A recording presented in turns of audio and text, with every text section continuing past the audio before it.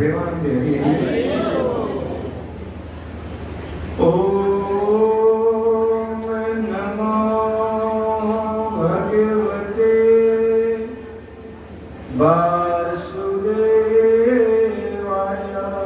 ओम नमो भगवते वासुदेवाय। ओम नमो भगवते वासुदेवाय।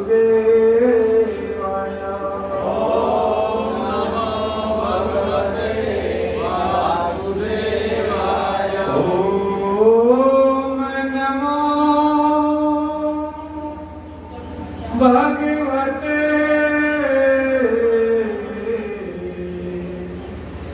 वासुदेवाय।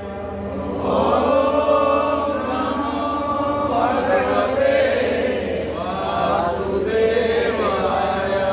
ओम ज्ञानतिमिरन्धस्य ज्ञानञ्जनशलाकया चक्षुरुन्मीलितं येन तस्मै श्रीगुरुवे नमः। श्रीचैतन्यमनोभीष्टं स्थापितं येन भूतले स्वयं रूप गदामह्यं ददाति स्वपदान्तिकम्। नमो विष्णुपादाय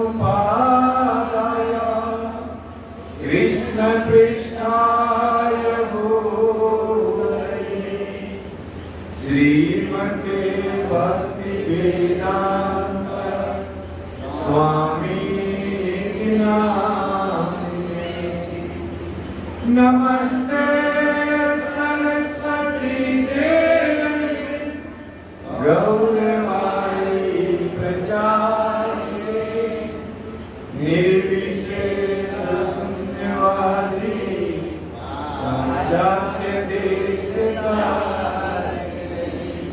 हे कृष्ण करुणा सिंधु दीनबंधु जगतपते गोपेश गोपिका कांत श्री राधा कांत नमस्ते।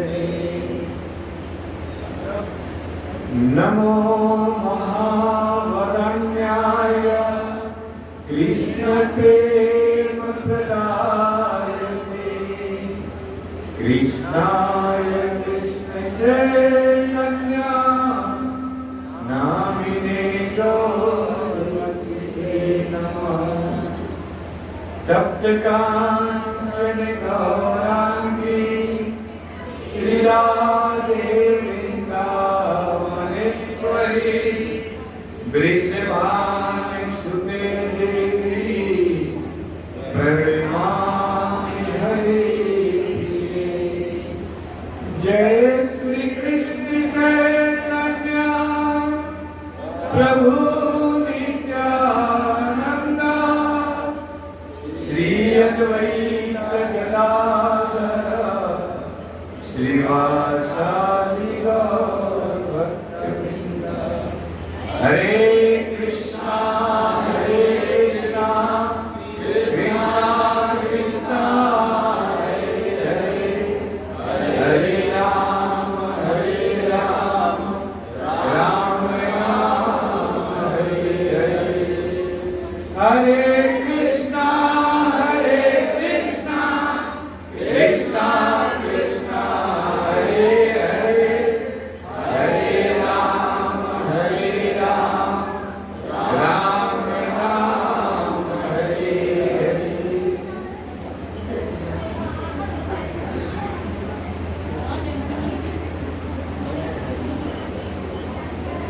योऽन्तः प्रविश्य मम वाक् चमिमां प्रसुप्तां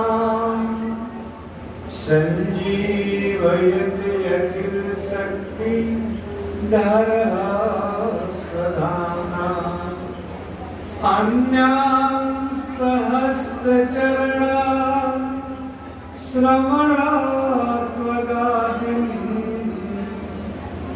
प्राणान्नमो भगवते पुरुषाय तुभ्यम् प्राणान्नमो भगवते पुरुषाय तुभ्यम्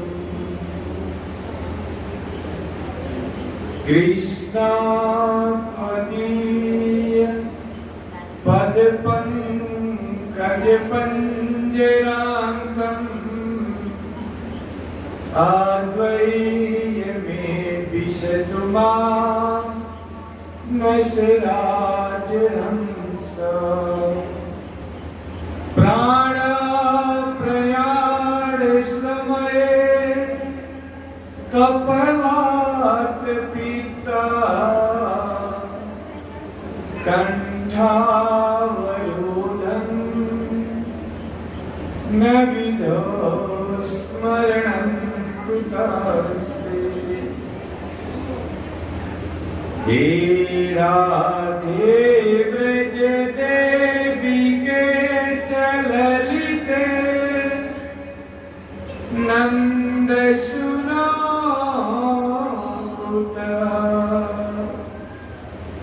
श्री गोवर्धन कल्पपाद पतले कालिंदी वने कुतः घोषन्तारिति सर्वतो ब्रजपुरे खेदैर महाविह्वलो वन्दे रूप सनातन रघुजुग श्रीजीव को पालक श्रीजीव को पालक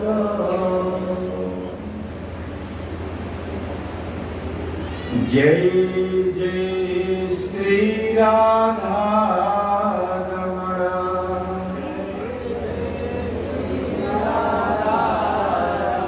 जय जय नवला किशोर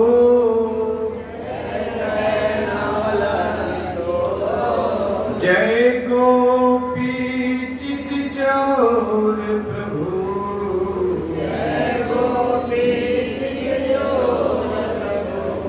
जय जय माखन चोर कृष्ण कन्हैया लाल की हरे कृष्ण महामंत्र की कलिजुग जुग धर्म हरिनाम संकीर्तन यज्ञ की निताई गौर प्रेमानंदे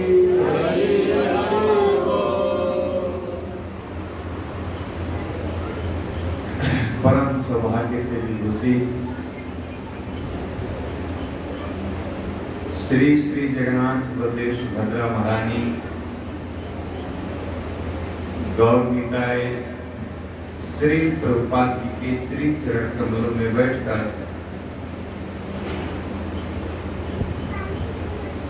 परम पवित्र जिनका यश है, जिनको सुनने मात्र से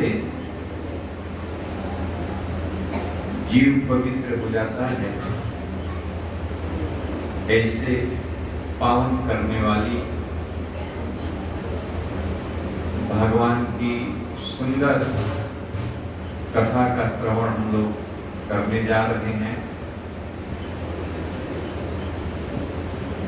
जीवन का बहुत ही ये अनमोल समय है।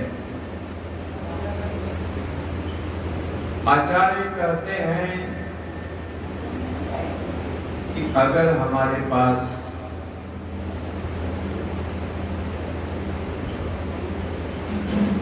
समय की महिमा बतलाते हुए कहते हैं,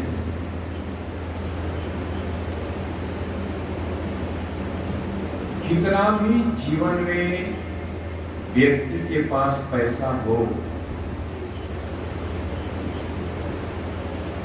लेकिन जीवन का एक क्षण भी वह नहीं खरीद सकता।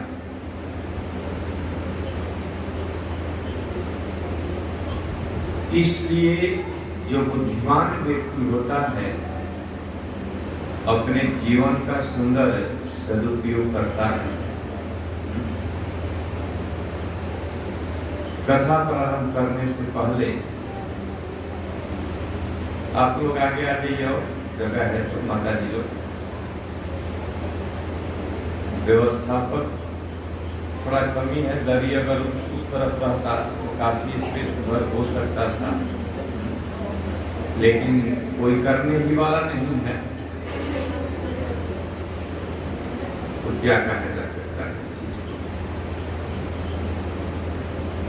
जैसे है वैसे आकर बैठ गए, ये सब बहुत गड़बड़ स्थिति है। आरती शुरू कर दिए, लेकिन आरती से पहले व्यवस्था नहीं देखे, इधर ही ठीक बिछा है नहीं बिछा है। आज रविवार है, लोग आएंगे तो कहाँ बैठेंगे।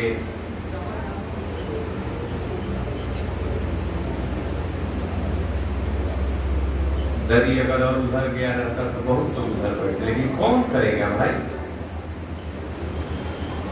कौन करेगा, है ना?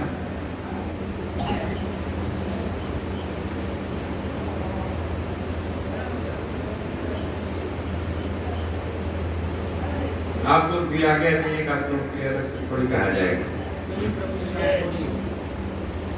आगे आ जाइए ताकि मकाम की संख्या बढ़े तो इधर भी बैठ सके हम लोग। नाने प्रभु और आगे आ जाइए। हाँ, आ जाइए सब लोग आगे आ जाइए, कितना जगह है उतना आगे आ जाइए।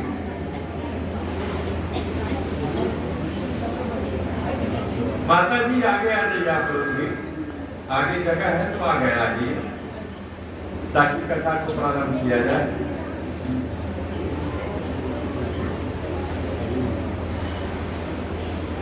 हरे कृष्णा कृष्णा कृष्णा हरे हरे, हरे राम राम राम हरे हरे।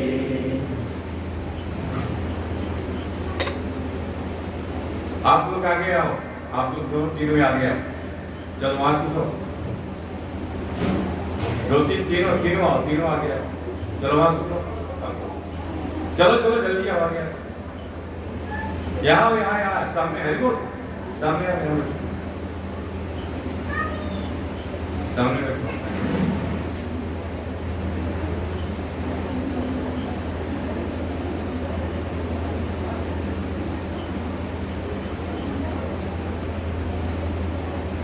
बहुत ही सुंदर हम लोग भागवत जी की महिमा पिछले कई सत्र से श्रवण करते हुए आ रहे हैं, जिसमें नैमिषारण्य में 88,000 ऋषि एकत्रित हैं और 88,000 ऋषियों का संबोधन एक ऋषि कर रहे हैं। कौन है?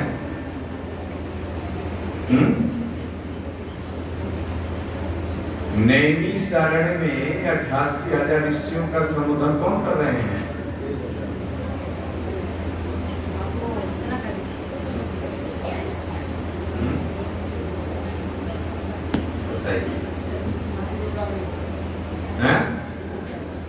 ध्रुव गोस्वामी, सुध गोस्वामी, 88,000 ऋषियों, 88,000 ऋषि नहीं बोल रहे हैं ना, 88,000 ऋषियों की तरफ से कोई एक ऋषि बोल रहे हैं। कौन है वो? सौनक ऋषि।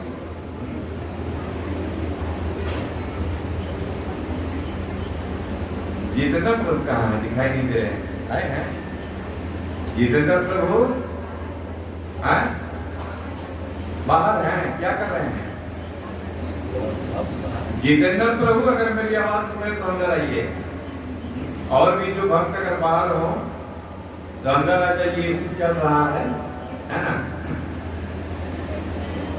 88,000 ऋषियों को संबोधन कर रहा है। आगे आइए। शौनक ऋषि, शौनक ऋषि ने बहुत सुंदर प्रश्न पूछा कि कलयुग के जीवों का कल्याण कैसे होगा। शौनक ऋषि के प्रश्नों का उत्तर देते हुए 88,000 ऋषियों के बीच में सूत गोस्वामी ने क्या बोला? काल व्याल मुखे ग्रास त्रास निर्णास हेतवे श्रीमद् भागवतम शास्त्रम कलौ कीरेण भाषितम्।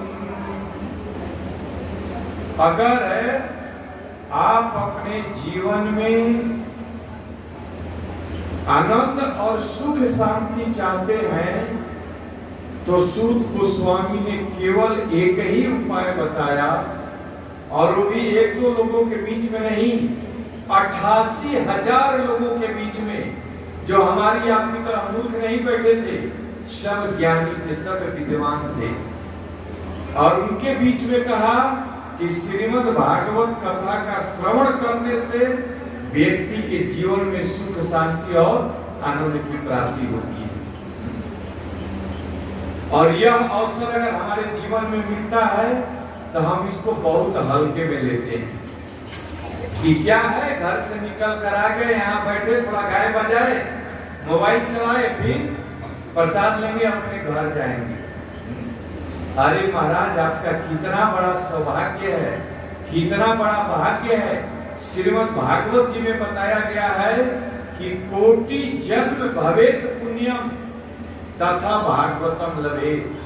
करोड़ों जन्मों के जब किसी जीव के पुण्य का उदय होता है तब कोई आकर आपकी तरह इस कथा में बैठ पाता है, नहीं तो आकर भी बाहर नहीं सुन सकता, आकर भी टेका लगाकर पीछे सो जाएंगे, नहीं सुन सकते हो। और जो सुन रहे हैं बहुत ही भाग्यवान जीव हैं, इतना आसान नहीं है। इस प्रकार से देवता लोग आए। जिस समय सुखदेव गोस्वामी महाराज परीक्षित को कथा सुना रहे थे, महाराज परीक्षित को श्राप लगा था कि आप ले लीजिए अमृत, महाराज परीक्षित को पिला दीजिए, अमर हो जाएंगे, कथा हमें सुना दीजिए। सुखदेव गोस्वामी ने भगा दिया। ये चले गए ब्रह्मा जी के पास। क्या है इस भागवत में? हम देवता होकर सुनने के लिए गए और इस सुखदेव गोस्वामी हम लोगों को भगाकर संसार के मनुष्यों को, ऋषियों को ये भागवत की कथा सुना रहे हैं। हम इसमें जोगे नहीं हैं, हमें भगा दिया।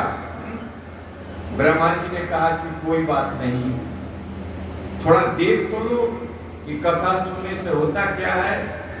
और जब ब्रह्मा जी ने देखा कि 7 दिन तक महाराज परीक्षित ने कथा सुना और 8वें दिन भगवान के धाम में चले गए, ब्रह्मा जी को डाउट हो गया। तराजू मंगाए, घोषणा कर दिए, मेनिरे भागवत रूपम। ये भागवत ही प्रमाण है, यह भागवत ही ऐसा ग्रंथ है जिसको सुनने से जीवन में हर प्रकार की समृद्धि, सुख, शांति प्राप्त होती है। अगर कोई विद्यार्थी है, स्टूडेंट है, किस क्लास में पढ़ती हो? 6th में, तो सुन लो, भगवत गीता में भगवान कहते हैं कि अगर कोई स्टूडेंट मेरी कथा को सुनता है तो दगामी बुद्धि होगा, मैं बुद्धि देता हूं, मैं ज्ञान देता हूं उसको, और उस ज्ञान के बदौलत वह पढ़कर एक बड़े पोस्ट पर अपने आप को स्थापित पाता है। नहीं तो संसार में बहुत से बच्चे हैं जो कि दिन रात वो भूल गए कि कौन सा फेस्टिवल्स कब है, कब होली है, कब दशहरा है, सब कुछ भूल गए। केवल एक ही चीज जानते हैं, किताब किताब किताब, किताबी कीड़ा बन गए हैं, लेकिन फिर भी जीवन में सफलता से कोसों दूर हैं। मेहनत करने से क्या हुआ? मेहनत तो गधा भी बहुत करता है। इसलिए अगर बुद्धि चाहिए तो एटलीस्ट रविवार के दिन आकर बैठकर सुन लिया करो, समझ में आए या ना आए। मोबाइल तो घर में रोज चलाना है, क्योंकि भगवान चाहते हैं कि ददामी बुद्धि जोगम तम, मैं ज्ञान देता हूं, मैं बुद्धि देता हूं। इसके बाद सौनक ऋषि प्रश्न करते हैं कि महाराज भागवत कथा 7 दिन का कैसे शुरू हो गया, कहां से शुरू हुआ?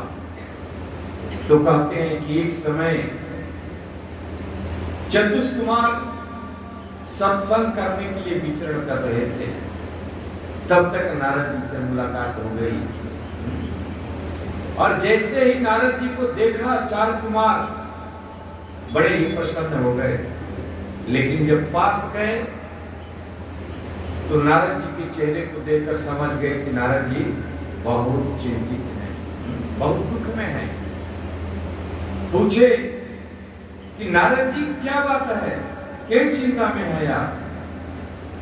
तो नारद जी ने भक्ति महारानी के इतिहास सुनाया। एक बार मैं विचरण करते हुए, घूमते हुए सारे पृथ्वी पर घूम रहा था, लेकिन पूरे पृथ्वी पर कहीं भी हमें शांति नहीं मिली। तब मैं घूमते हुए वृंदावन चला गया, और वृंदावन जब गया तो वहां पर बड़ा ही एक अद्भुत दृश्य देखा। क्या देखा भाई? एक ज्योति विलाप कर रही है। ये सब कथाएं हो चुकी है, आपको मैं केवल रिमाइंड करा रहा हूं कि आप कथा में आ जाइए कहीं हो बाहर। तो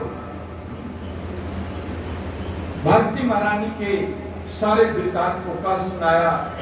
नारद जी बोले कि मैं गया, पूछा कि भक्ति महारानी आप क्यों दुखी हैं?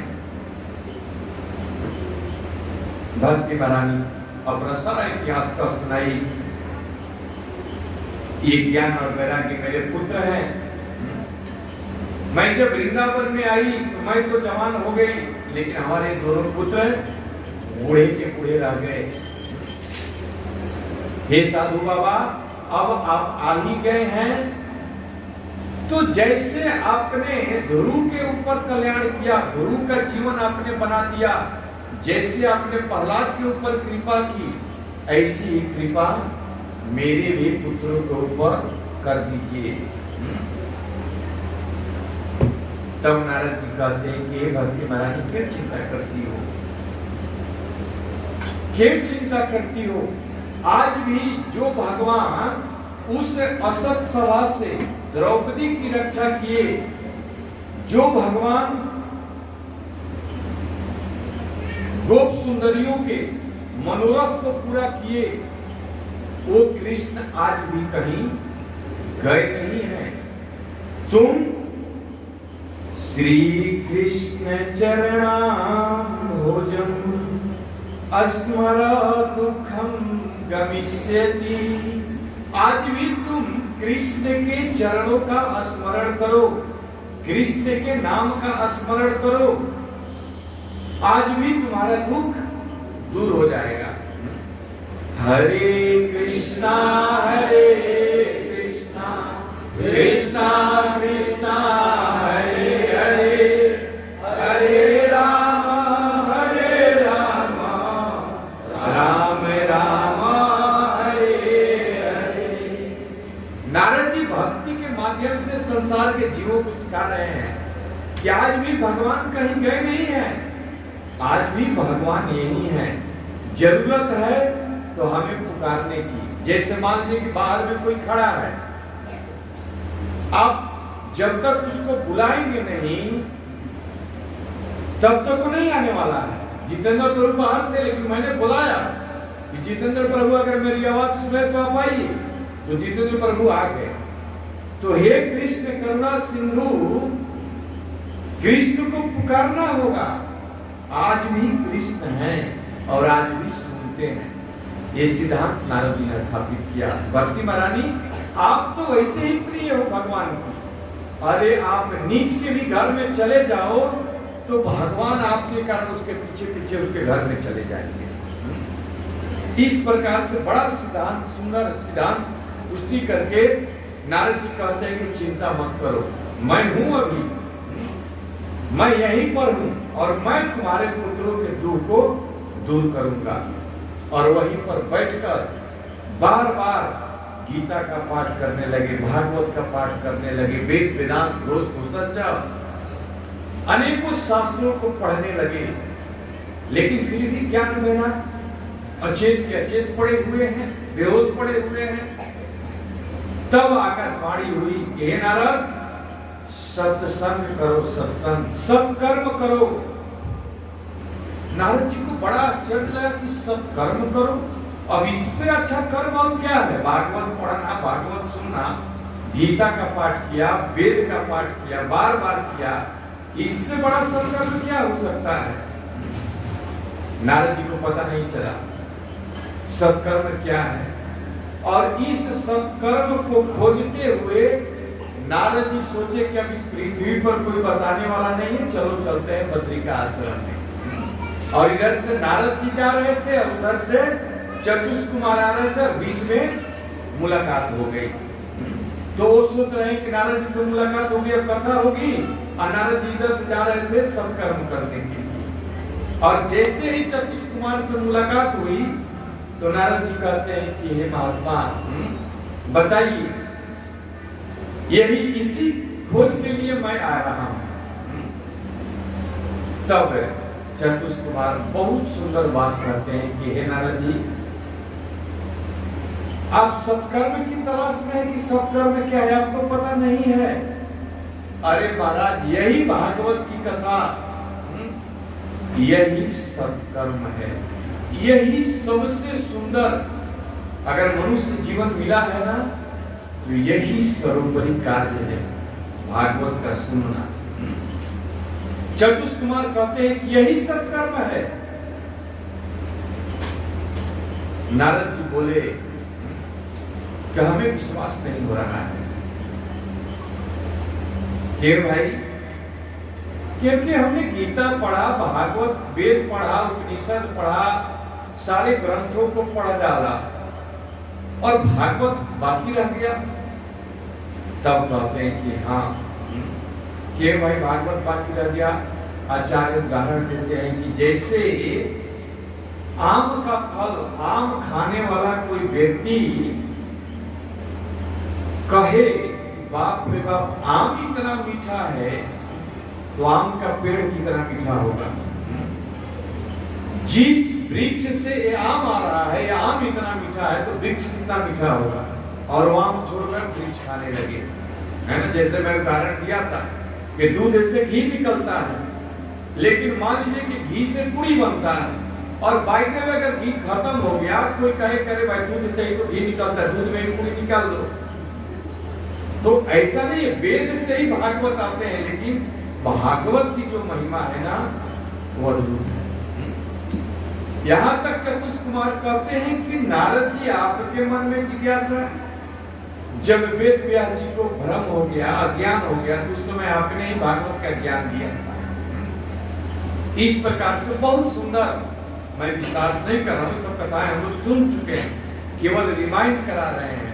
तब नारद जी बोले कि अरे महाराज, जब इतना सुंदर है, ये भागवत है, तो अब जाना कहाँ है?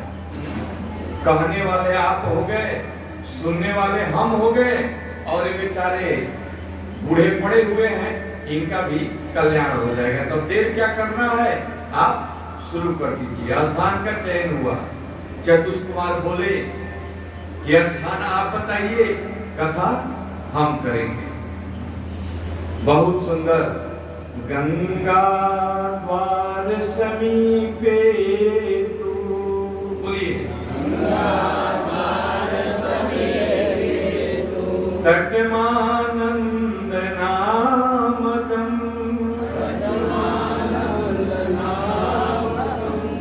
अब देखिए बद्रिका आश्रम में हो रही है। ये बात नारद जी और चतुष कुमार के बीच में बद्री आश्रम में चल रहा है। और बद्रिका आश्रम में चतुष कुमार पूछ रहे हैं कि स्थान का चयन कीजिए, आप स्थान चयन कीजिए, हम कथा करेंगे। तो नारद जी कहते हैं कि चलते हैं गंगा जी के तट पर हरिद्वार में। अभी हरिद्वार में बाढ़ आया है, कई गाड़ी पहुंच गया है, आज न्यूज में दे रहा था, है ना, बहुत बारिश हो रही है एकदम। तो गंगा जी के तट पर हरिद्वार में बहुत सुंदर आनंद नामक वन है, और उसी वन के निकट गंगा जी की कलकल धारा के किनारे बालू का बेदी बना, चारों कुमार उस पर विराजमान हुए और नारद जी श्रोता बने। और यह संदेश जब ऋषियों को मिला, आग की तरह यह बात फैल गई। सोचिए भागवत की कितनी महिमा है, अब हम कलयुग के तुच्छ जीव क्या समझ सकते हैं। लेकिन उस समय जैसे ही ऋषियों को पता चला कि हरिद्वार में गंगा जी के तट पर 4 कुमारों के द्वारा भागवत की कथा हो रही है, सारे ऋषि भूलोके देवलोके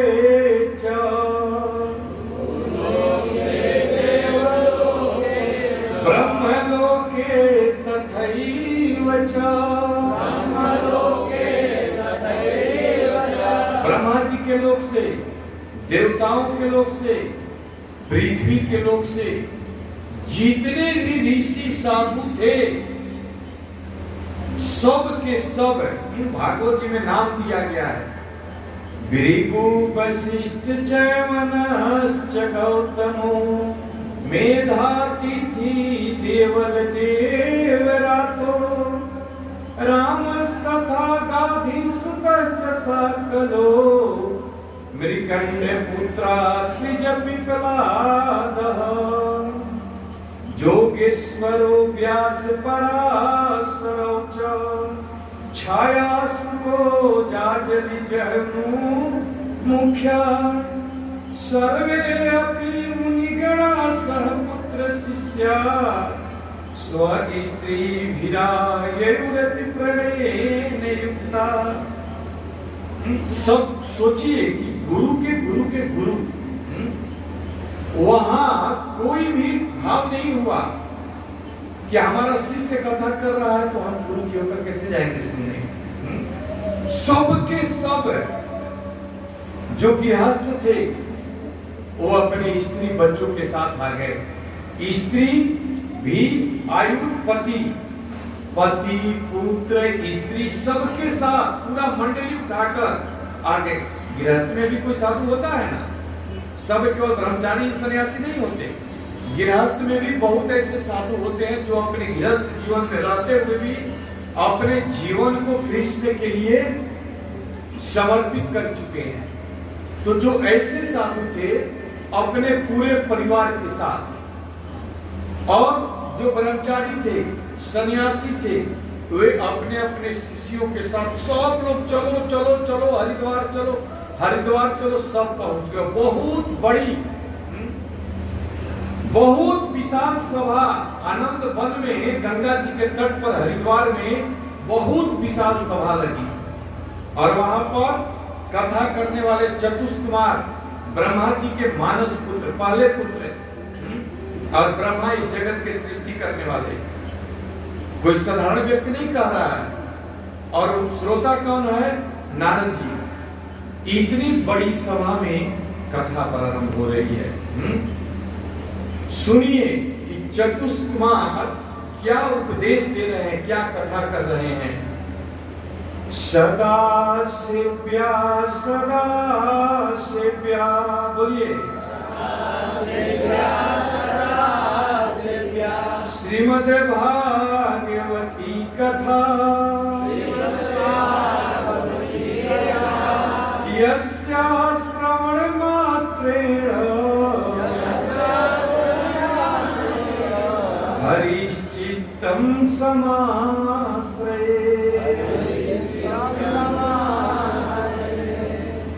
उस भारी सभा में राम जी प्रभु थोड़ा सा विचार कीजिए कि तीनों लोक में, ऊपर के लोक में, ब्रह्मलोक में सबसे ऊपर का टॉप पोस्ट, ब्रह्मलोक से लेकर देवलोक से लेकर अब पृथ्वी लोक पर रहने वाले जितने भी ऋषि या साधु तपस्वी संत सब के सब पहुंचे हुए हैं।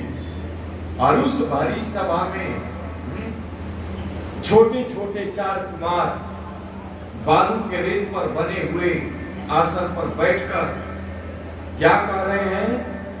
सदा शिव्या सदा शिव्या श्रीमद् भागवती कथा यस्य श्रवण मात्रेण हरिश्चित्तं समाश्रये।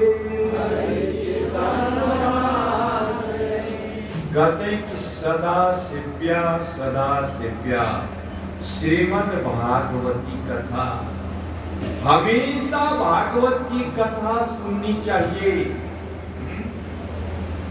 कहने का आशय कि जीवन में जब समय मिले और जहां समय मिले भागवत कथा में आने के लिए किसी भी मंत्रण की प्रतीक्षा नहीं करनी चाहिए कि भाई ये लोग तो इस्कॉन वाले हैं, ये लोग के मंदिर में हम कैसे जा सकते हैं। अरे महाराज, जो रसिक होता है, जो प्रेमी होता है, किसी के आमंत्रण का इंतजार नहीं करता। जैसे उसके कान में खबर गया कि भागवत की कथा की तैयारी चल रही है, भागवत कथा होने वाली है, सारे काम को तिलांजलि देकर छोड़कर उस कथा में आकर बैठ जाइए। क्यों भाई, क्यों बैठ जाना चाहिए? कहते हैं यस्य श्रवण मात्रेण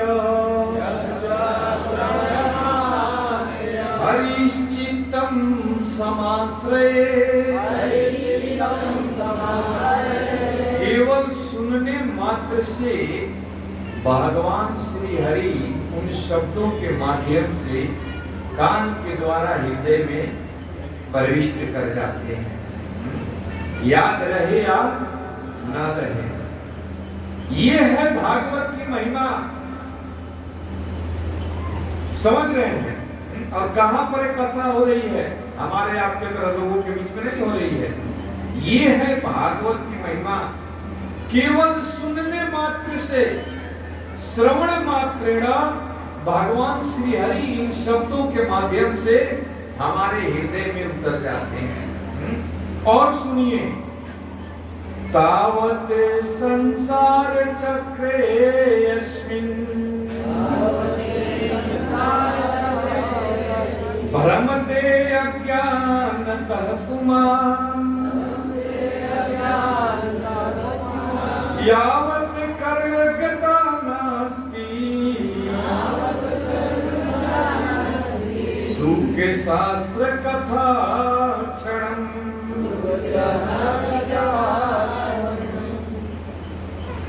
जीव इस संसार में भ्रमण कर रहा है। हम लोग सुन रहे हैं अभी कि प्रत्येक व्यक्ति, पर्दा हटाइए, प्रभाव हटाइए, प्रत्येक व्यक्ति चाहे माता जी हो या प्रभु जी हो, हर जीव इस संसार में कुछ ना कुछ कर्म करता है और जैसा कर्म करता है उसके अनुसार निश्चित उसको फल मिलता है। लेकिन जीवात्मा को पता ही नहीं है कि क्या हमें करना चाहिए और क्या नहीं करना चाहिए। इसके कारण हर व्यक्ति पाप कर्म कर रहा है और पाप कर्म करने के कारण निश्चित वह नरक में जाएगा।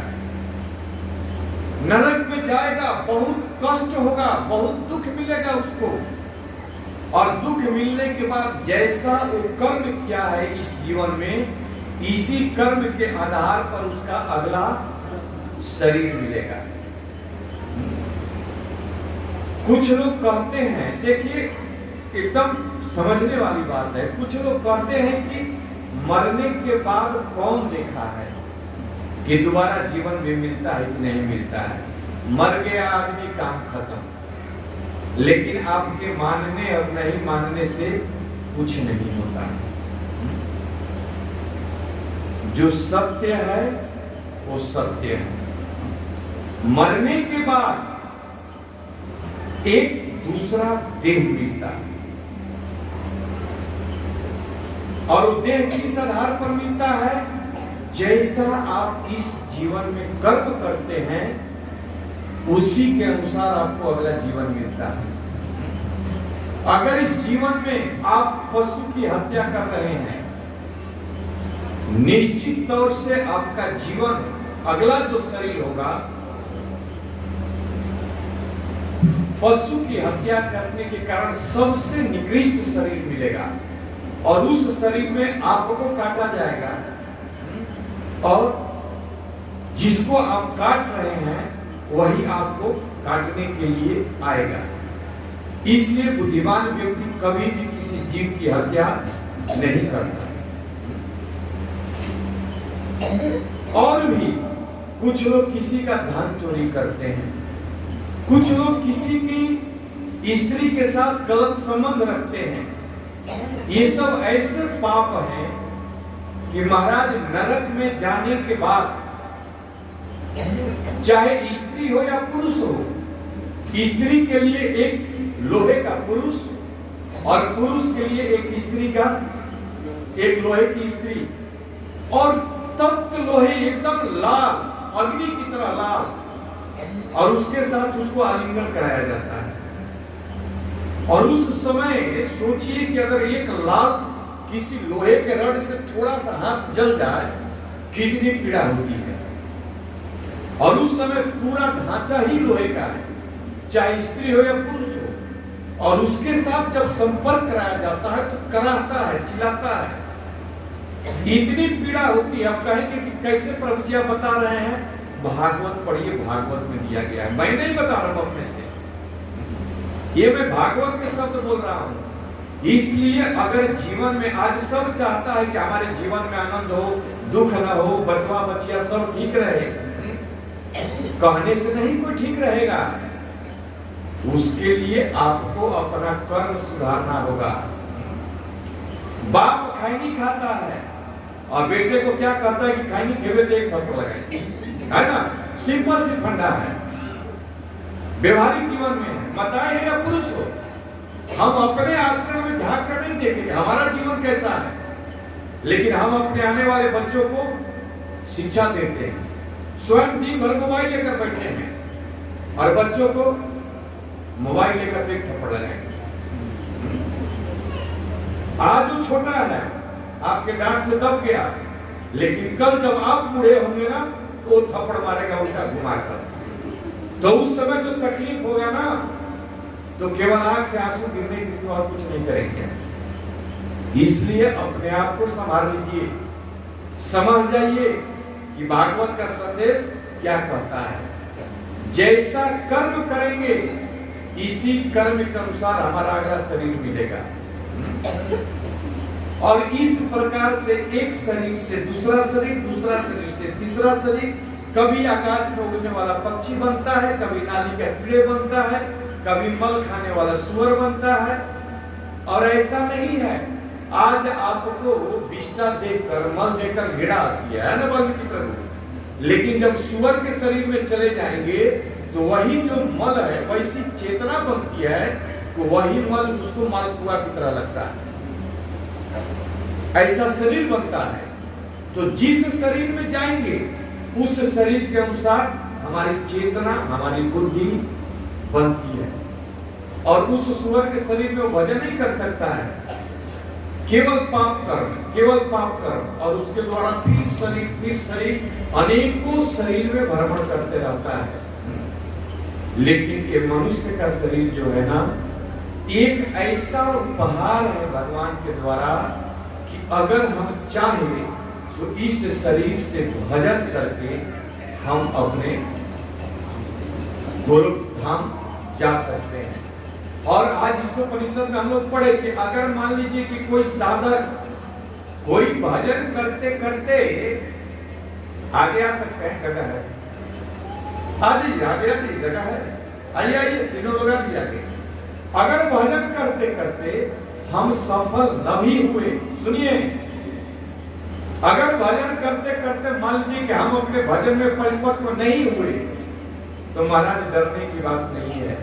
मनुष्य शरीर में ही हमारा जन्म होगा, और वो भी ऐसे घर में जन्म होगा जहां पर की सुख सुविधा, धनी परिवार में, ब्राह्मण परिवार में, ऐसे परिवार में जन्म होगा। तो बताइए कि क्या हानि है? हानि है वाल्मीकि प्रभु, अपने कर्म के अनुसार मान लीजिए कि हम नाली के कीड़े बनने वाले हैं, लेकिन अगर अपने जीवन में हम भगवान का नाम लेते हैं तो एटलीस्ट इतना तो है कि भाई हम नाली का कीड़ा नहीं बनेंगे, फिर मनुष्य बनेंगे। नहीं तो हम तो अपने कर्म से कहां जाकर गिरेंगे कोई पता नहीं है ना। तो भजन में कहां हानि है? भगवान का नाम लेने में क्या तकलीफ है?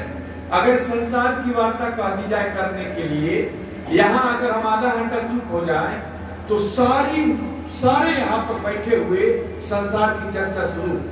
दिन भर अगर कह दिया जाए एक दूसरे की बात करने के लिए तो मुंह नहीं थकेगा, लेकिन भगवान का नाम बोलना हो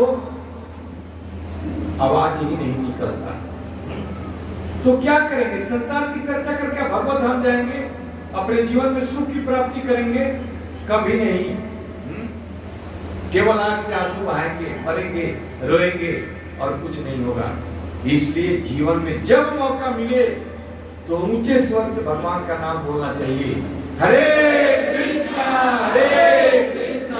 कृष्णा कृष्णा हरे हरे, हरे राम राम राम हरे हरे। तो चतुष्कुमार कह रहे हैं कि यावत संसार चक्रे भ्रमतः, व्यक्ति संसार चक्र में तभी तक घूमता है। तिवारी जी आपके पीछे, आप भी तिवारी जी, आपके पीछे भी तिवारी जी, अच्छा मच्छी करके बैठे हैं। तो तावत संसार चक्रे अस्मिन भ्रमते अज्ञानतः कुमार, अज्ञान के कारण व्यक्ति इस अलग अलग शरीरों में तभी तक घूमता है यावत कर्ण गता नास्ति सुख शास्त्र कथा क्षण, जब तक उसके यावत कर्ण, जब तक उसके कान के रास्ते यावत कर्ण गता नास्ति, जब तक इस कान के माध्यम से नहीं जाता है क्या? सुख शास्त्र कथा। सुखदेव गोस्वामी ने जो कथा महाराज परीक्षित को सुनाई, वो कथा यानी कि श्रीमद् भागवत की कथा जब तक उसके कान के माध्यम से उसके हृदय में नहीं जाता, तभी तक वह इस संसार के अज्ञान में, जन्म मृत्यु के चक्र में, बार बार माँ के गर्भ में कभी पशु के, कभी पक्षी के, कभी कीड़े के, कभी वृक्ष के, कभी पहाड़ के, अलग अलग रूपों में जन्म लेता है। लेकिन जो भागवत की कथा सुनने लगा तो चतुष्कुमार कहते हैं कि हे नारद जी, उसका दोबारा पुनर्जन्म नहीं होता। किम श्रुते बहुभी शास्त्रे, बोलिए, पुराणेश्च प्रमामहे,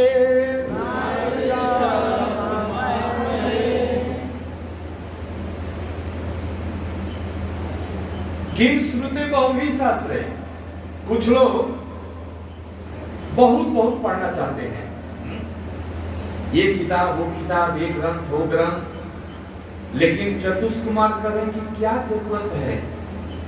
किम श्रुते बहुभी शास्त्रे पुराणेश्च प्रमामहे। आपको पुराण पढ़ने की परमिशन नहीं दी जाती है।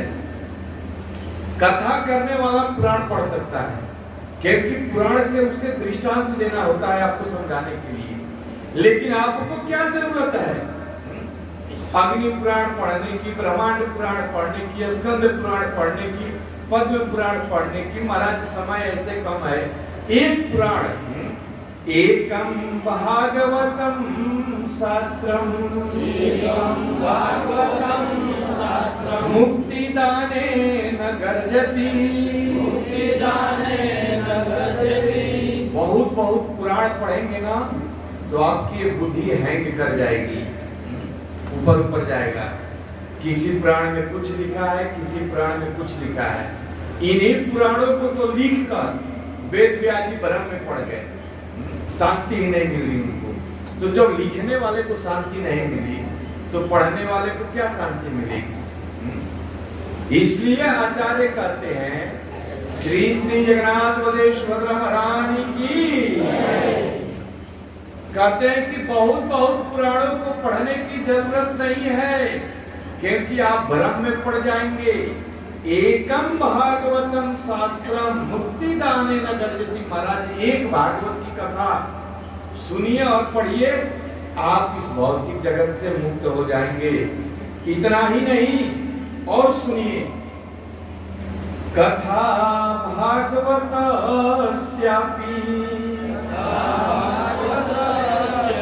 नित्यं भवति यद्गृहे तद्गृहं तीर्थरूपं हि वसतां पापनाशनम्। महाराज जिस घर में रोज भागवत की कथा होती है, वो घर घर नहीं तीर्थ बन जाता है। मदन मोहन जी को कितना फायदा है ना?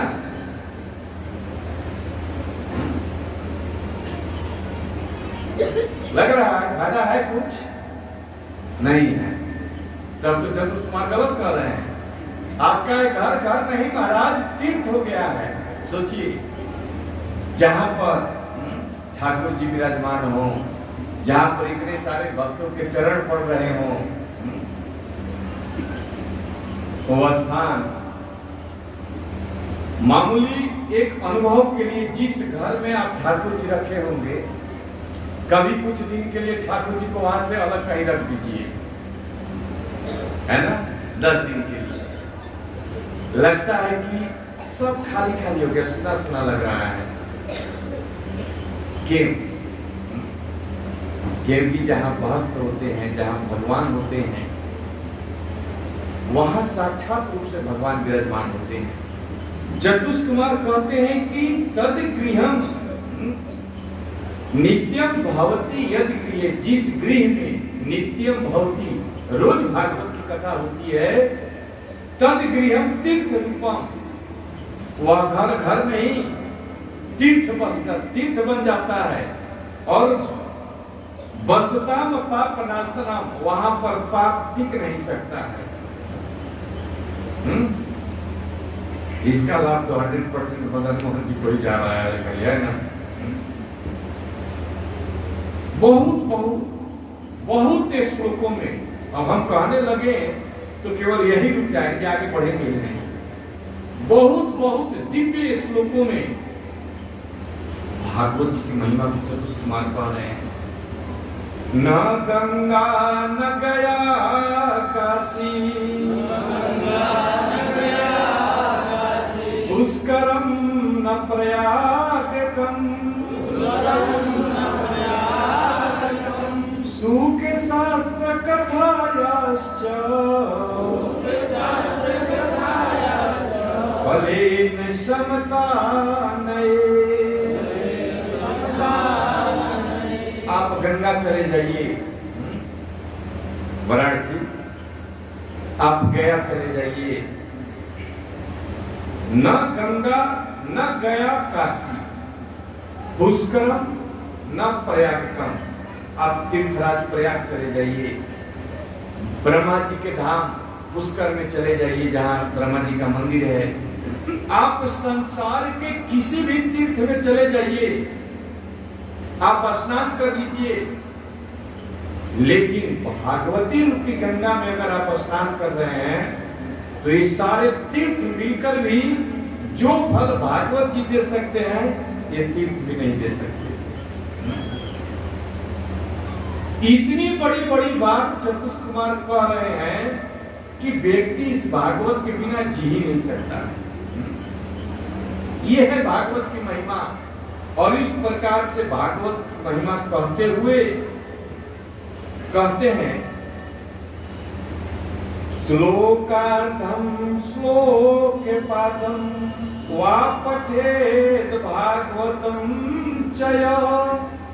अरे महाराज एक श्लोक आप पढ़ लिए, एक श्लोक नहीं आता है, एक लाइन भी पढ़ लिए, एक लाइन भी नहीं आता है, एक शब्द अगर पढ़ लिया आप भागवत के, तो कहते हैं कि जन्म कोटि कृतम पापम न स्यते न अत्र संशय। उसके जीवन के करोड़ों जन्मों के पाप नष्ट हो जाते हैं, न यत्र संशय, इसमें संशय मत करो। सोच रहे कितनी बड़ी बात, एक शब्द भी भागवत का एक शब्द अगर आपने पढ़ लिया, सच्चिदानंद रूपाय विश्वोत्पत्त्यादि हेतवे तापत्रय विनाशाय श्री कृष्णाय वयं नमः। इस श्लोक में दो लाइनें, दो लाइन नहीं आता, एक लाइन भी अगर आपको आता है, एक लाइन नहीं आता है, अगर एक शब्द भी आपने पढ़ लिया, तो कहते हैं कि जन्म कोटि कृतम पापम, जन्म भर में वह जितना पाप नहीं कर सकता है उतना से भी अधिक पाप उसके समाप्त हो जाते हैं। न यत्र संशय, इसमें संशय मत करना, संशय में मत जीना। ये है भागवत की महिमा। उत्तम भागवतम नित्यम, बोलिए, कृतम च हरिचिंतनम तुलसी पोषणम चैव धेनु नाम सेवनम समम। उत्तम भागवतम नित्यम कुरु, ऊपर में जो भागवत की महिमा बताई गई, भागवत को सुनो और पढ़ो। हरिश्चिंतन, भगवान श्री हरि का चिंतन करो। तुलसी पोषणम चैव, तुलसी की परिक्रमा करो, तुलसी का सेवन करो। धेनु नाम सेवनम, गाय की सेवा करो। ये चारों एक समान है वाल्मीकि प्रभु। गाय की सेवा, तुलसी की पूजा, भगवान श्री हरि का चिंतन और भागवत का श्रवण, चारों एक समान है, एक समान फल देने वाले हैं। कुछ लोग अपने घर के आगे तुलसी लगा देते हैं, रोड पर जाने वाले पान खाकर थूकते हैं, कुत्ते पेशाब करते हैं, जो लगाए हैं वो जाकर उखाड़ लीजिएगा। ऐसी गलती कभी मत कीजिएगा। लोगों को तुलसी की महिमा पता ही नहीं है, लगता है कि कोई पौधा है घर के आगे लगा दो, बाउंड्री के बगल में 2 फीट छोड़ते हैं और उसी में तुलसी का पौधा लगा देते हैं। पान खाकर थूकता है, कुत्ता पेशाब करता है, ये सब के अपराध के भागी वो लगाने वाला बनता है। तुलसी की पूजा की जानी चाहिए। तुलसी को अपने घर के आंगन में लगाइए, बालकनी में लगाइए और रोज उसमें जल दीजिए, रोज उसकी परिरक्षा कीजिए। ये भागवत के समान है। इस प्रकार से बहुत बहुत भागवत की महिमा चतुष कुमार सुना रहे हैं। तब नारद जी ने प्रश्न किया कि महाराज भागवत की इतनी महिमा, एक तो ब्रह्मा जी को डाउट हुआ था, तो ब्रह्मा जी ने तराजू लेकर तौला तो प्रमाणित कर दिया। यहाँ पर नारद जी को डाउट हो गया कि भागवत की इतनी महिमा कैसे। तब चतुष कुमार कहते हैं कि सुनो, यदा कृष्णो धराम त्यक्त्वा स्वपदं गन्तुं मुद्यत एकादशं परिश्रुत्य उद्धवो वाक्य अब्रवीत्। शुद्ध गोस्वामी कहते हैं कि कैसे इतनी भागवत की महिमा हो गई। यदा कृष्णो धराम त्यक्त्वा, जब भगवान श्री कृष्ण इस धरा को, इस पृथ्वी को त्यक्त्वा, त्याग कर जब जाने लगे, स्वपदम गंतुम उद्यते, अपने पैरों से जब जाने के लिए जैसे उद्यत हुए, तैयार हुए, वैसे ही एकादश स्कंद में, भागवत के एकादश स्कंद में उद्धव जी ने प्रश्न किया। आपको विस्तार से जानना है तो 11वां स्कंद भागवत जी का पढ़िए।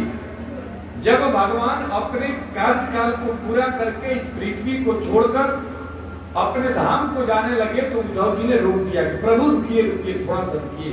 या आप जब तक थे तब तक तो ठीक था, कलयुग का प्रभाव नहीं, सब लोग सुखी चैन आनंद से, लेकिन आप चले जाएंगे और कलयुग आने वाला है, आ ही चुका है।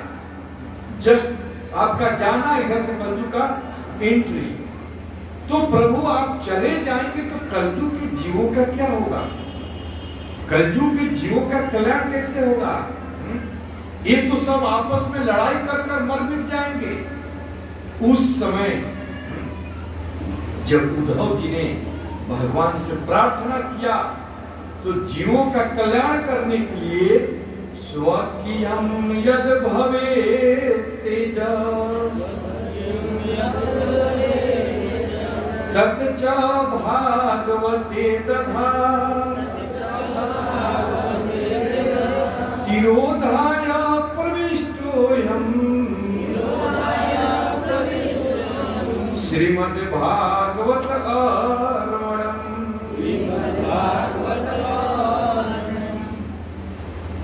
उद्धव जी के देखते देखते कलयुग के जीवों का कल्याण करने के लिए भगवान श्रीमद् भागवत रूपी अर्णव में, श्रीमद् भागवत रूपी समुद्र में देखते ही देखते प्रविष्ट कर गए। कहते कि स्वकीयम यद भवेत तेजो, अपने पूरे तेज के साथ भगवान भागवत जी में प्रवेश कर गए। इसलिए कहा जाता है कि तेने वांगमयी मूर्ति प्रत्यक्ष वर्तते हरि। ये जो श्रीमद् भागवतम है ये साक्षात भगवान का स्वरूप है। तेने वांगमयी मूर्ति वर्तते हरि, सेवनात् श्रवणात् पाठात् दर्शनात् पाप नाशनी। अगर कोई व्यक्ति इसको सुनता है, दर्शन करता है, पढ़ता है, पढ़ाता है तो उसके सारे पाप नष्ट हो जाते हैं।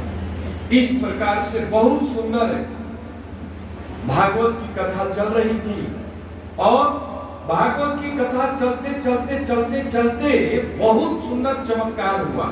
क्या कि महाराज भक्ति की जो ज्ञान और वैराग्य दोनों पुत्र वृद्ध पड़े हुए थे, ये दोनों खड़े होकर नाचने लगे।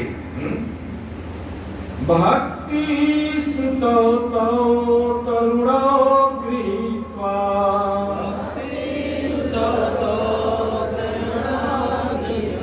प्रेम के रूपा सहसा विरासी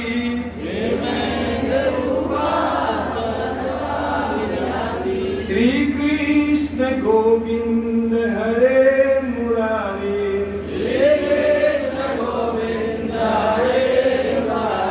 नाथे तिनामानि मूल बदंती।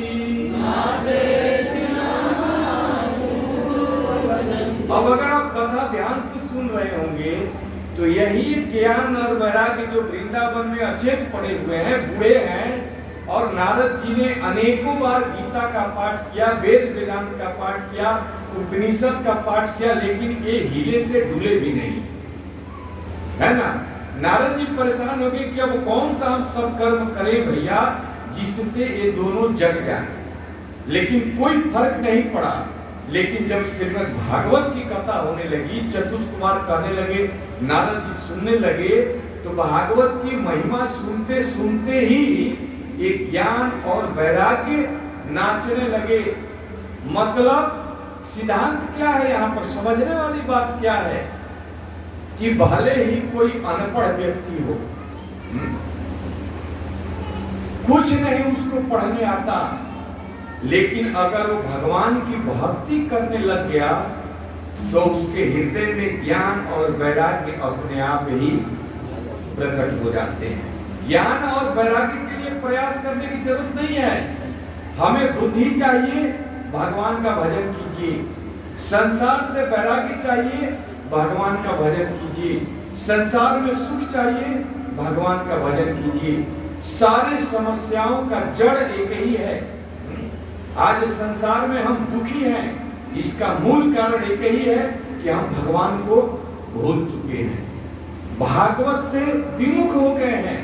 संसार की वार्ता, संसार की चर्चा दिन रात करेंगे, नेता मदारी की बात रोज करेंगे, राजनीति की बात रोज करेंगे, लेकिन संडे एक दिन भी सप्ताह में हम भागवत कथा में नहीं आएंगे। यही हमारी दुर्दशा है, यही हमारे दुख का कारण है कि इतना साम्राज्य फैलाने के बाद भी व्यक्ति अशांत है। अगर आचार्य कहते हैं कि अगर धन से ही सुख मिलना होता तो आज बहुत से ऐसे लोग हैं जो नोटों की गद्दी पर सोते हैं, लेकिन फिर भी अशांत है। पूछिए प्रभु जी, 1 मिनट का टाइम नहीं है, बात करने के लिए टाइम नहीं है, खाने के लिए टाइम नहीं है। कोई जीवन है?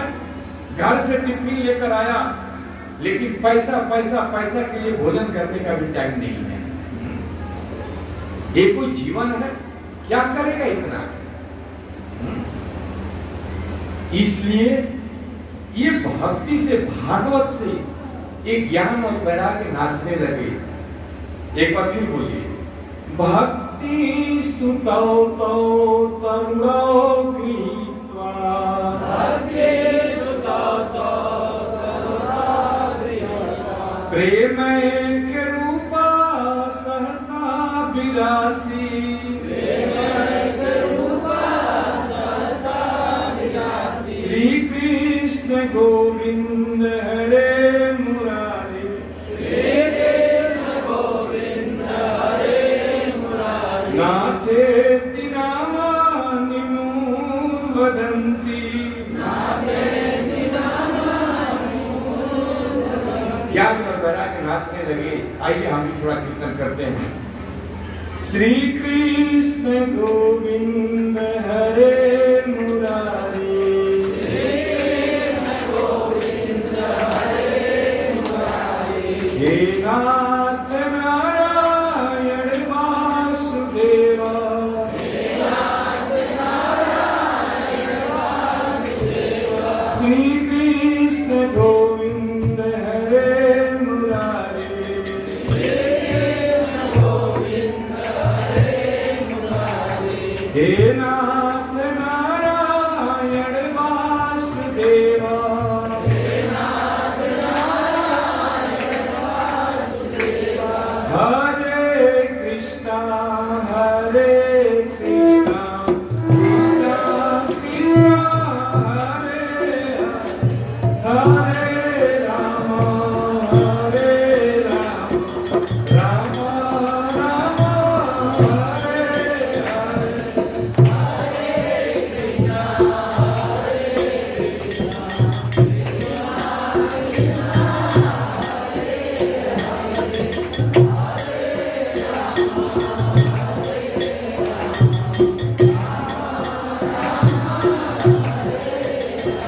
हरे कृष्णा कृष्णा कृष्णा हरे हरे, हरे राम राम हरे हरे।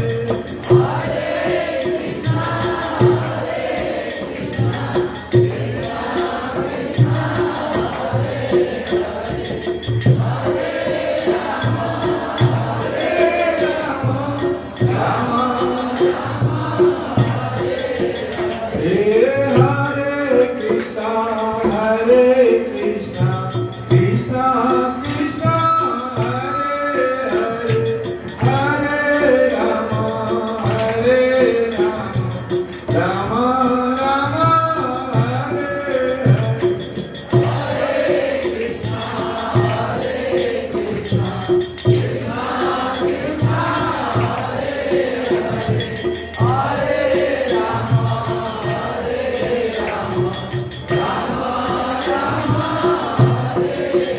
इस प्रकार से जब बहुत सुंदर कीर्तन होने लगा, भक्ति महारानी नाचने लगी, ज्ञान वैराग्य नाचने लगे, उस समय जब भक्ति महारानी प्रकट हो गई, ज्ञान और वैराग्य प्रकट हो गए, सब नाचने लगे। तो उस समय उस भरी सभा में भक्ति महारानी चारों तरफ दृष्टि डालकर देखने लगी और अपना स्थान मानने लगी कि आखिर मैं कहाँ रहूं। उस समय सूत गोस्वामी कहते हैं कि हे भक्ति महारानी, निरंतरम वैष्णव मानसानी, आप हमेशा वैष्णव के हृदय में वास करो।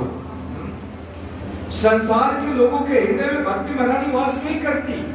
जो भगवान के नाम का कीर्तन करते हैं, जो विष्णु का हो चुके हैं, जिन्होंने अपना तन मन धन भगवान के लिए समर्पित कर दिया है, ऐसे लोगों के हृदय में भक्ति महारानी वास करती है और सूत गोस्वामी मोहर लगाते हैं। इसलिए नारद जी बहुत सुंदर बात कहते हैं कि अतो निर्लोके ननु अस्ति किंचित चित्तस्य शोधाय करो पवित्रम अघौघ विध्वंस करम तथैव कथा समाना भुवि न अस्ति चान्यतः। कहते हैं कि इस पृथ्वी पर जीवों को पवित्र करने वाला, मंगल करने वाला इस कथा के समान और दूसरा कोई हो ही नहीं सकता। एक ब्रह्मा जी का है और दूसरा नारद जी मोहर लगा रहे हैं, क्योंकि नारद जी ने अपने आंखों से देखा कि बाप रे बाप, हमने कितना प्रयास किया लेकिन कुछ नहीं हुआ। और भागवत की कथा होने लगी तो ये दोनों खड़े होकर नाचने लगे हैं। तो नारद जी कहते हैं कि इस संसार में जो हमारा हृदय कलुषित हो चुका है, अनेक प्रकार की कामनाओं से, अनेक प्रकार के दूषित विचारों से, किसी का पैसा गिर जाए चलो उठा कर रख लेते हैं, कौन देख रहा है। किसी का मोबाइल गिर जाए तुरंत अपने पॉकेट में, है ना। किसी के साथ चीटिंग करना, किसी को धोखा देना, झूठ बोलना, अपना काम बने, कहीं भी जाए जनता उसे क्या लेना देना है ना, मदन मोहन, अपना काम बनना चाहिए। ये जो स्वार्थ की भावना भरी पड़ी है, इससे अगर बाहर निकलना चाहते हैं, अपना हृदय पवित्र करना चाहते हैं, इस हृदय में ठाकुर जी को वास कराना चाहते हैं, तो इस श्रीमद् भागवत के अलावा और कोई भी साधन नहीं है, नहीं है, नहीं है। चाहे आप संसार में आपको जो करना है करते रहिए। और इस प्रकार से जब नारद जी ने मोहर लगाया, तब ऋषियों ने प्रश्न उठाया, क्या कि महाराज भागवत की कथा सुनना तो जरूरी है, भागवत की कथा सुनने से तो होता है, ठीक है, लेकिन जो बड़े बड़े पापी हैं, ऐसे लोग भी भागवत की कथा सुनने से पवित्र हो जाते हैं। जो मान लीजिए कि अपने गुरु का वध कर दिया हो, जो अपने गुरु के पत्नी के साथ संग किया हो, जो गाय की हत्या करता हो, जो ब्राह्मण का वध करता हो, ऐसे बड़े बड़े पाप करने वाला व्यक्ति भी भागवत सुन के पवित्र हो जाता है। तो सुखदेव गोस्वामी, सूत गोस्वामी कहते हैं कि अरे महाराज, इस भागवत में इतना बल है, ये इतने बड़े बड़े पाप को ध्वस्त करने में समर्थ है कि जीव उतना बड़ा पाप कर भी नहीं सकता है। आप क्या सोच रहे हो? ये भागवत ऐसा ग्रंथ है, ऐसा भगवान का वांगमय स्वरूप है कि भागवत को अगर कोई हृदय से लगा ले, कोई भागवत को ध्यान पूर्वक सुने, कोई भागवत का पाठ करे, तो इसके अंदर इतना बल है और इतने बड़े बड़े पाप को यह ध्वस्त कर सकता है, जितना बड़ा पाप व्यक्ति जीवन में कर भी नहीं सकता है। तो मानो ऋषियों ने कहा कि कोई प्रमाण है क्या इसका? तो कहते हैं कि हाँ, प्रमाण है ना। और इतना ही नहीं, जीते जी व्यक्ति की बात छोड़ दो, अगर कोई मरने वाला व्यक्ति भी भागवत कथा को सुन लेता है तो मुक्ति को प्राप्त कर जाता है, मुक्त हो जाता है। मतलब मान लीजिए कि हम मर गए, शरीर छूट गया, लेकिन आत्मा भी भटकती रहती है, तो उस समय अगर भागवत का पाठ कराया जाए, भागवत की कथा कराई जाए, अब पूरे 18,000 श्लोक का पारायण कराया जाए नियम पूर्वक बैठकर, तो सुनने लोग, जो मरने वाले की आत्मा है, वह सुनकर सीधे भगवत धाम में चली जाती है। और फिर जीते जी व्यक्ति अगर सुन ले, तो वो भगवान के धाम में चला जाए, उसके जीवन में मंगल हो जाए, उसके जीवन में आनंद हो जाए, इसमें कोई डाउट आपको लग रहा है? तो कहे कि कोई प्रमाण है? तो कहते हैं कि हाँ एक प्रमाण है ना, अत्र ते कीर्त्या श्यामा इतिहासं पुरातनम् यस्य श्रवणमात्रेण पापहानि प्रजायते। अब मैं आपको एक इतिहास सुनाने जा रहा हूं, पुरातन इतिहास, जो कि इतिहास उसी को कहते हैं जो इति में जो पहले बीत चुका है, सच्ची घटना। मैं हे ऋषियों, अब मैं तुम्हें एक इतिहास सुनाने जाता हूं जो सच्ची इतिहास है, और जिस इतिहास को सुनने से तुम्हारे सारे पाप, तुम्हारे सारे संशय समाप्त हो जाएंगे। अगर आप इस इतिहास को सुनना चाहते हैं तो अगले रविवार में, यानी कि इसके बाद नहीं, इसके बाद के बाद जब मेरा क्लास आएगा तब इस इतिहास को सुनाया जाएगा, जिस इतिहास में आप देखेंगे कि एक बहुत बड़ा पापी, उतना पाप तो आप सोच भी नहीं सकते हैं, लेकिन इसी श्रीमद् भागवत कथा के श्रवण करने से सबके देखते देखते वो भगवान के धाम में चला गया। ये है भागवत महिमा प्रमाण के साथ। तो अगले रविवार में ये कथा, उस इतिहास को सुनाया जाएगा। आप लोग इसी तरह से आते रहिए, और यही जीवन का चरम परम लक्ष्य है। हम लोग इस व्यास मंच से, आज मैं एक लेक्चर सुन रहा था जिसमें वो जो वृंदावन के महाराज है, क्या नाम है उनका, जो बहुत प्रचर्चित है, रात्रि में दर्शन होता है, प्रेमानंद महाराज जी का छोटा सा क्लिप था। वो एक संदेश बता रहे थे कि भागवत कथा कहने वालों के लिए, वो कह रहे थे कि अगर बहुत कुछ नहीं आता है, बहुत कुछ कहने नहीं आता है, तो केवल भागवत के शब्दों को, भागवत के अर्थों को प्रभुपाद जी ने जो तात्पर्य दिया है उसको कहिए, यही बहुत पर्याप्त है, बहुत पर्याप्त है। इसको सुनकर ही व्यक्ति पवित्र हो जाता है। क्योंकि हम लोग अगर बहुत इधर उधर की बात करेंगे तो हो सकता है कि ज्ञान तो है नहीं, कुछ गलत हो जाए, कुछ गलत सब कहा जाए जो कि यथार्थ न हो। तो अच्छा है कि कम बोले और सौरील बोले। दिव्य ज्ञान जो है, दिव्य संदेश जो है, वो आपके बीच में परोसे।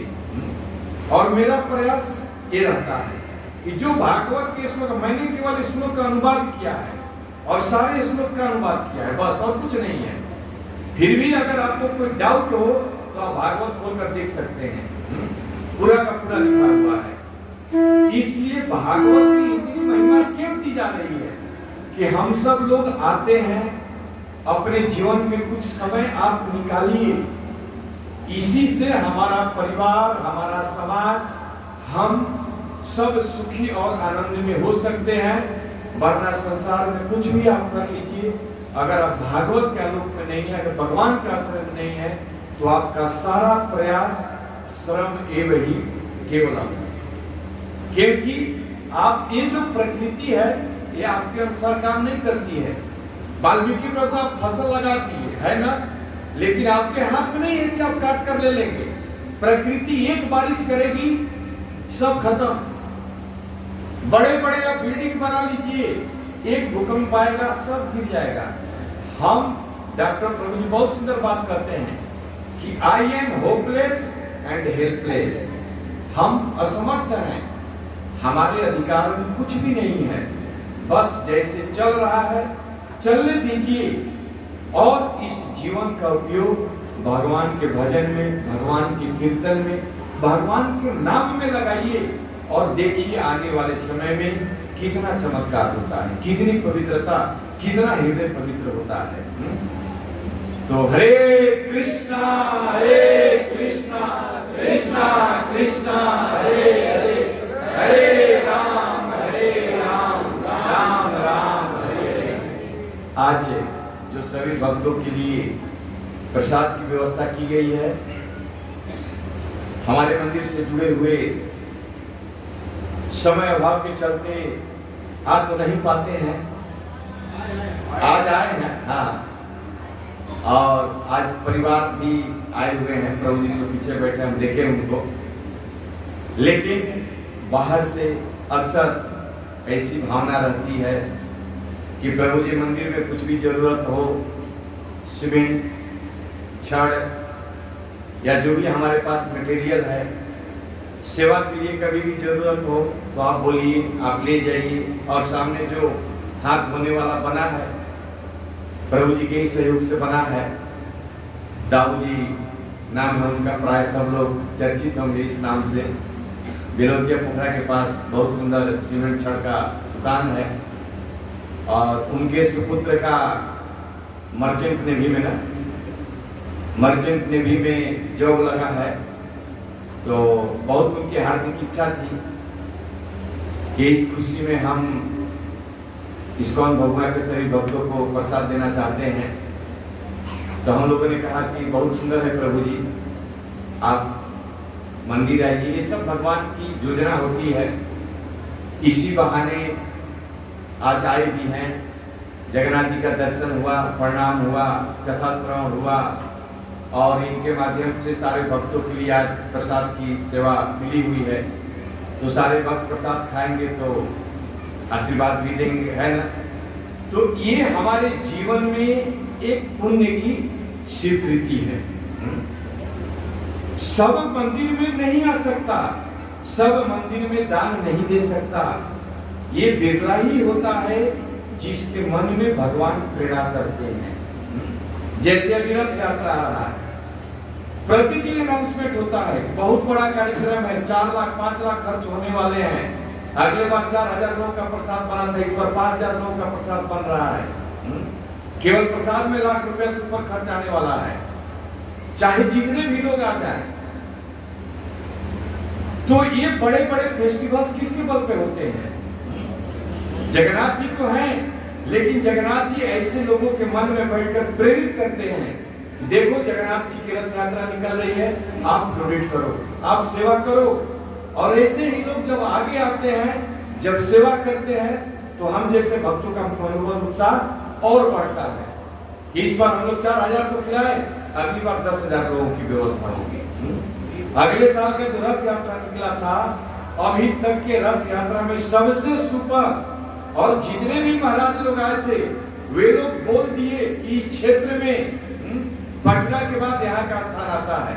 जितनी भीड़ थी, और इस बार इतना भीड़ करना है कि पटना भी फेल हो जाए, और इसमें कोई डाउट नहीं है, क्योंकि भक्त अभी से सेवा में लग चुके हैं। हरिनाम हो रहा है, गली गली मोहल्ले मोहल्ले में हरिनाम हो रहा है, और इस हरिनाम के माध्यम से लोगों के कानों तक ये सूचना दी जा रही है कि आने वाले 14 तारीख को बहुत सुंदर नगर पालिका स्टेडियम से, स्टेडियम गेट से जगन्नाथ बलदेव सुभद्रा जी की रथ यात्रा निकल रही है।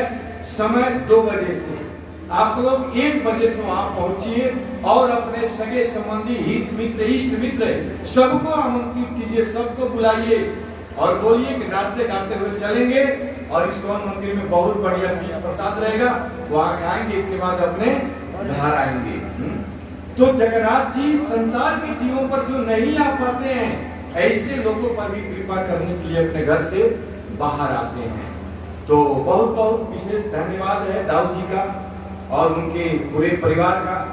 हम इस व्यास मंच से जगन्नाथ बलदेव सुभद्रा जी के चरणों में, गौरीदा जी के चरणों में, श्री प्रभुपाद जी से प्रार्थना करेंगे कि ऐसे ही हमारे सेंटर में बीच बीच में समय निकालकर आते रहें, और हम भक्तों को जो कृष्ण भावनामृत के, जो इस्कॉन के द्वारा इस सनातन धर्म के प्रचार में लगे हुए हैं, कि जन जन तक लोगों तक यह संदेश पहुंचे, लोग भगवान की भक्ति से जुड़े, भगवान का भजन करें और अपने जीवन में सुख शांति पाएं। ऐसे कार्यक्रम में सहयोग करते रहें, और इनके जीवन में भी भगवान अपनी भक्ति दे, और ये भी भगवान की भक्ति से जुड़े, और इनके मन में भी अनेकों प्रकार के सुंदर विचार आते रहे और आते ही रहते हैं। और अक्सर, जैसा कि हम बताएं, अक्सर प्रभु जी सेवा देने के लिए हमेशा ही तत्पर रहते हैं। तो एक बार हम सभी लोग मिलकर महामंत्र से दाऊद जी पटेल और उनके पूरे परिवार के लिए हृदय से आभार व्यक्त करेंगे।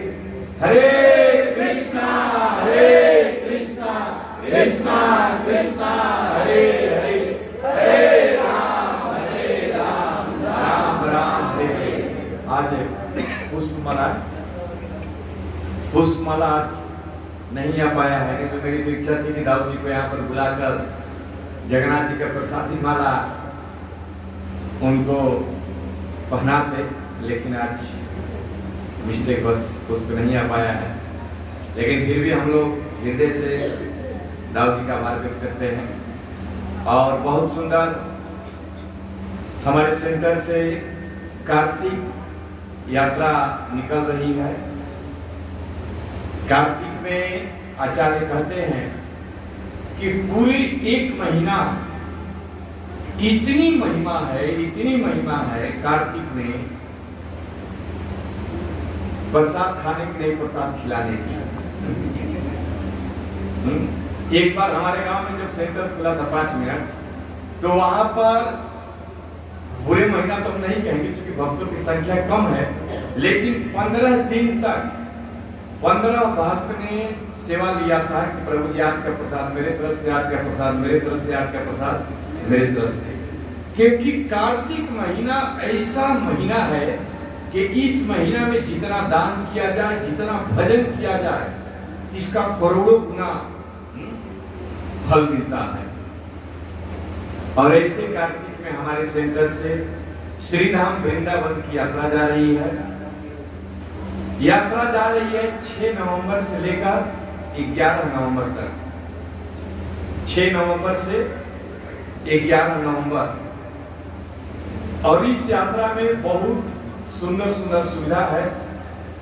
यहां से आपको मुगलसराय जाने के लिए बस की व्यवस्था है। जब आप मथुरा स्टेशन पर उतरेंगे, वहां से आश्रम पर जाने के लिए बस की व्यवस्था है। वहां पर ठहरने के लिए आश्रम है। खाने के लिए 3 टाइम प्रसादम है। घूमने के लिए छोटा छोटा एसी ट्रेवलर बस दिया गया है। नहाने के लिए रूम में गीजर की व्यवस्था है।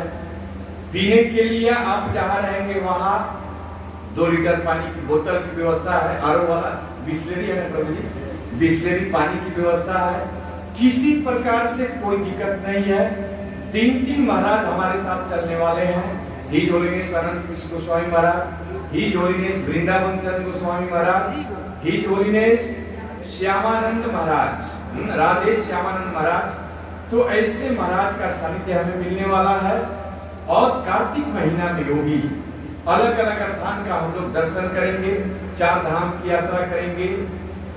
बद्रीनाथ केदारनाथ जाएंगे, गोकुल जाएंगे, रमण रेती दाऊद जी जाएंगे, बरसाना जाएंगे, नंदगांव जाएंगे।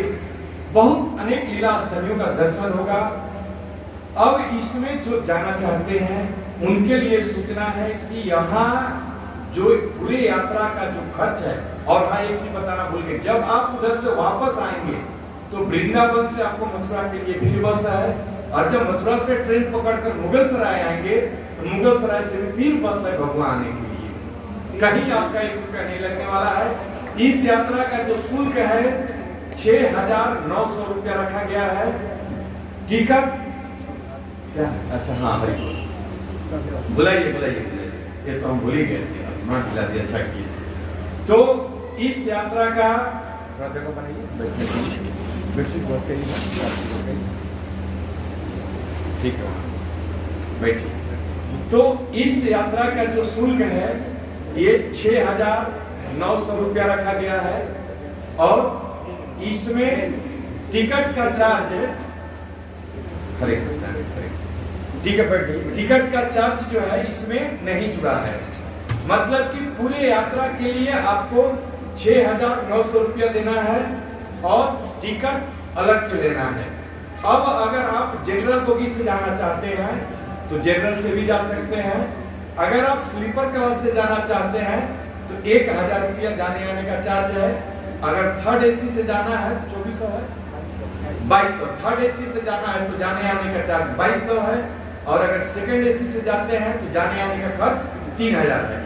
तो टिकट आपको लेना है। अगर आप लेने में असमर्थ हैं तो हमारे विवेक प्रभु से खड़े हो जाइए, आप थोड़ा सा लोग देख लें।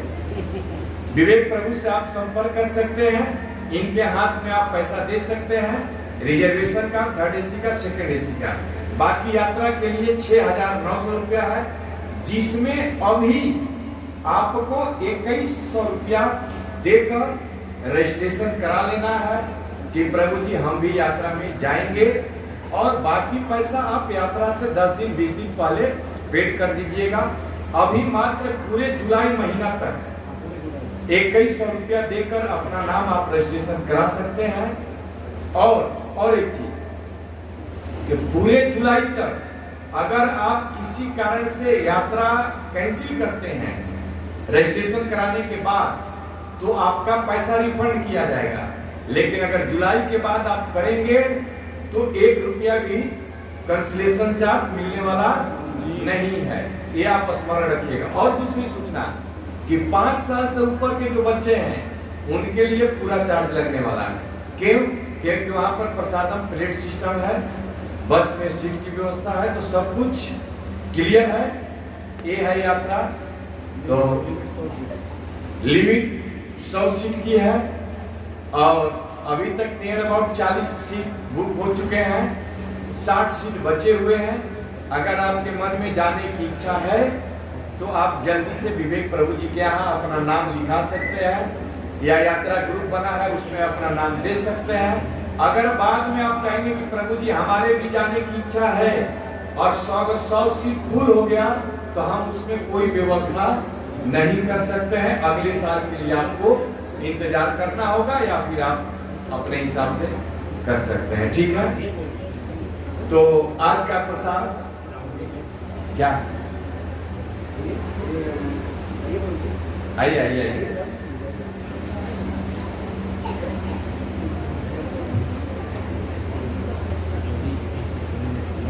हाँ हाँ हाँ,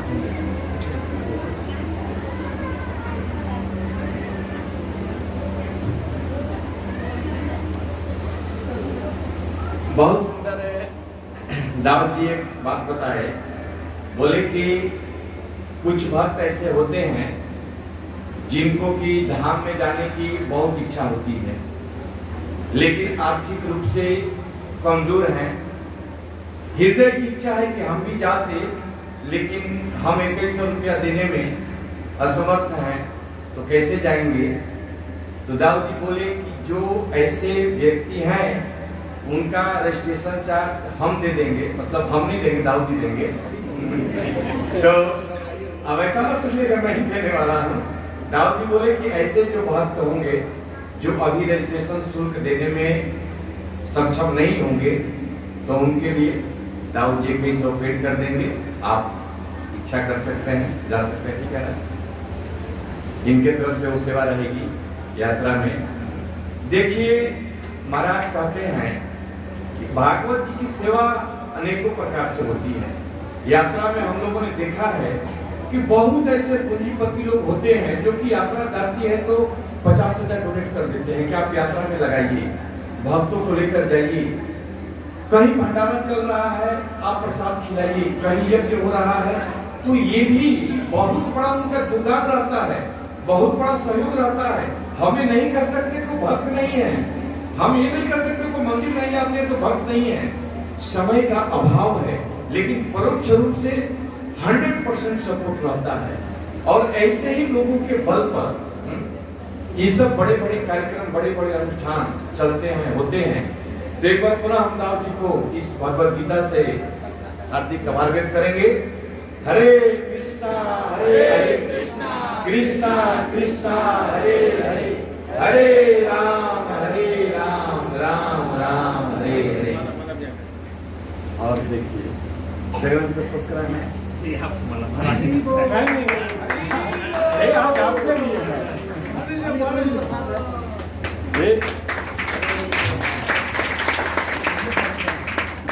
ठीक है। तो अब हम लोग प्रसादम लेंगे और कीर्तन होगा। हाँ, अभी बहुत सुंदर है, नरहरि करुणा प्रभु जी के द्वारा कीर्तन होता है। नरहरि करुणा प्रभु जी आ जाइए। 10 मिनट कीर्तन होगा और उधर कुछ समय के बाद प्रसाद भी चालू रहेगा। तो आप लोग, ये सेंटर है इस्कॉन का, यहाँ पर प्रत्येक दिन कार्यक्रम होता है। रविवार के दिन उत्सव में विशेष कार्यक्रम होते हैं, तो आप लोग आइए और भी लोगों को लेकर आइए, क्योंकि आपके आने से हम लोग भी लाभान्वित होते हैं, हम लोगों को भी बल मिलता है और साथ साथ उत्साह भी मिलता है। तो ठीक है, हरे कृष्णा। यात्रा के विषय में किसी को कोई डाउट हो तो आप विवेक प्रभु से मिल सकते हैं, किनारे बात कर सकते हैं।